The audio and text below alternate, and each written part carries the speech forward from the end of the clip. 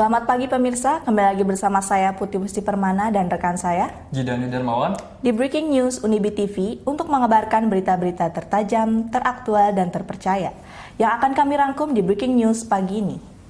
Berita pertama datang dari Bandung. Setelah pemerintah mengeluarkan kebijakan vaksinasi nasional yang bersifat wajib, vaksin kini menjadi perbincangan yang hangat diperbincangkan oleh masyarakat saat ini. Meski telah dinyatakan aman dan halal oleh MUI dan BPOM, pro kontra di kalangan masyarakat masih terus berlanjut. Hal ini disinyalir karena hoax mengenai vaksin yang beredar di dunia maya yang membuat beberapa kalangan masyarakat menolak untuk vaksinasi. Untuk informasi selengkapnya akan disampaikan oleh rekan saya, Erza Marliana, yang sudah berada di Bandung bersama dengan narasumber. Baik, rekan Erza Marliana, silakan menyampaikan informasi yang Anda dapat. Baik, terima kasih kepada Putih dan juga Jidan. Diinformasikan langsung dari Bandung, Jawa Barat terkait pro dan kontra mengenai vaksin yang sedang ramai diperbincangkan saat ini. Beberapa kalangan masyarakat mengaku menolak untuk divaksin karena hoaks yang beredar di dunia maya mengenai efek samping dari vaksin tersebut. Mereka mengatakan salah satu efek samping dari vaksin tersebut yaitu mengalami kelumpuhan setelah divaksin. Mereka juga mendapatkan informasi keliru ini di sosial media yang sedang beredar saat ini.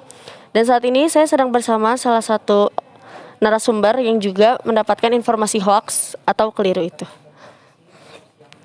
Baik Bu, dengan Ibu siapa? Bu Filza. Ibu apakah telah mengetahui mengenai kebijakan dari pemerintah tentang vaksinasi nasional? Saya tahu.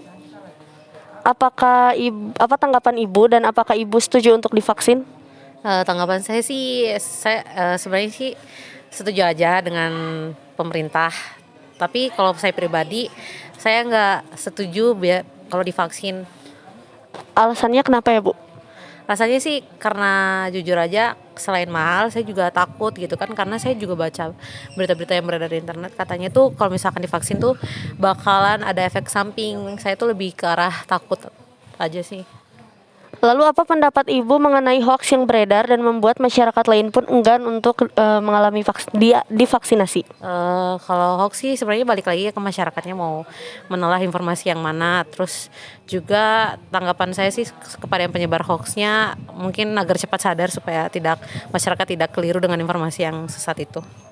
Baik, terima kasih atas waktunya. Sekian informasi yang dapat saya sampaikan. Kembali ke studio bersama Putih dan juga Jidan. Terima kasih. Baik, terima kasih Erza atas informasinya. Semoga masalah ini cepat mendapatkan solusi dan penjelasan lebih lanjut dari pemerintah. Berita selanjutnya adalah PPKM Jawa Bali Jilid 2 yang tentunya memberikan dampak kepada sebagian aktivitas masyarakat. Dan tentunya bagi pusat perbelanjaan dibatasi hingga pukul 7 malam. Salah satunya minimarket yang tentunya memberlakukan aturan PPKM sehingga diharuskan tutup pada pukul 7 malam. Sebagian masyarakat pun ikut merasakan dampak dari PPKM, salah satunya di Kota Bandung. Sekarang sudah ada rekan kami, Angger, yang akan melaporkan langsung dari Bandung, Jawa Barat. Silakan Angger untuk melaporkan informasi yang telah Anda dapat. Baik, terima kasih Zidan dan Putih di studio. Saya Angger Jaka Pamungkas akan melaporkan di lapangan. Pemirsa, PPKM yang berlaku di Jawa Bali saat ini, yang salah satu diantaranya berdampak kepada minimarket yang akan tutup pada jam 7.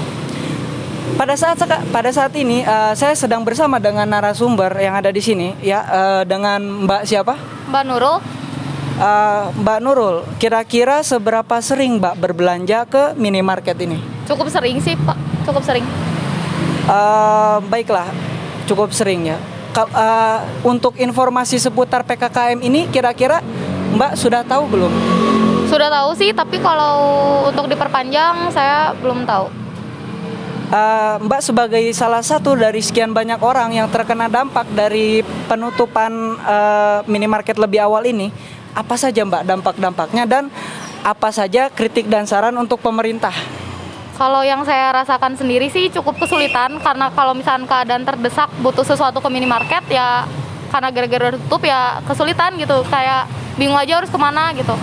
Kalau untuk saran dari saya kepada pemerintah sih, untuk informasi lanjutan lagi, seperti sekarang kan tadi jilid 2, lebih disosialisasikan kembali informasi yang telah dibuat gitu. Karena takutnya masyarakat pada nggak tahu, takutnya tiba-tiba udah sampai sini tapi malah tutup, kan berabe juga gitu Mas.